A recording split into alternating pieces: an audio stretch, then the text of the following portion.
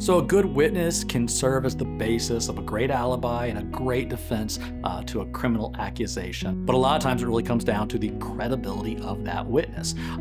For example, if you've got the Pope on one side and he's testifying in your favor, that's going to carry a lot of weight because people assume a high credibility. On the other hand, if you've got some local person with a lot of issues, a criminal background, a drug habit, and they were drinking that day, that person is going to have a low level of credibility. So it's not just having the witness, it's having the right witness. A good, strong witness that remembers what was going on that day, writes it down, has a good memory, hasn't have a lot of their background. That kind of witness is going to be able to provide you a great defense in your case.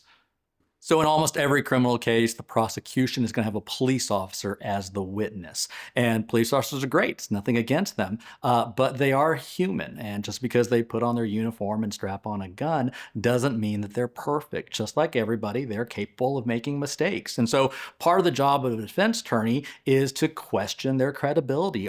Do they remember that night? Were they fully awake? Had they been working a 10-hour shift? What plays into their remembering of this level of offense? What goes into this recollection of the arrest? Police officers make a lot of arrests over the months and over the years. A lot of times we're talking about police officers that are giving testimony about something that happened 2 or 3 years ago. The chances that they're going to remember it perfectly just isn't true. That's part of what a good defense attorney is going to do. So in an assault trial, the jury is there to do one thing, and that is figure out whether there is enough evidence to be convinced beyond a reasonable doubt that somebody is guilty of an accusation. That is not an easy bar. In criminal defense, we say it's not that it's more than likely, it's not probably, it's not I think. It has to be I am convinced beyond all reasonable doubt that this person did what the police are saying. It's a high bar and it's not easy for the state to reach. That's why at times we tell people just because you're accused doesn't mean that you're necessarily guilty when you go to court. So in assault cases, remember this. The police officer and the juror are operating at different levels.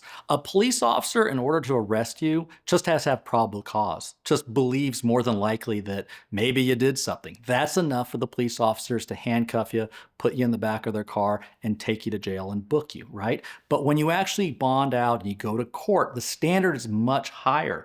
A jury has to believe beyond all reasonable doubt that you're guilty. It's not enough to just have probable cause. So that's why we'll have situations where people get arrested, but then they go to court and the case is dismissed or they're found not guilty. So in those kind of situations, nobody really did anything wrong. The police officers made their arrest, but then the case went to the jury and the jury did their job, which is upholding the Constitution and making sure that we don't convict anybody of anything unless we're convinced beyond all reasonable doubt. So we've had situations where maybe a couple is fighting and then like a third party calls the police. And that third party doesn't really know what's going on. They're just trying to reduce the situation down. So the police show up and the third party is telling them stuff that's not entirely true. And in those situations, the facts of what's going on can get manipulated real quick and the wrong person can get arrested. We've had those situations pop up and then the third party will come to court and say, I really didn't see all that stuff. The police just kind of took what I said and ran with it.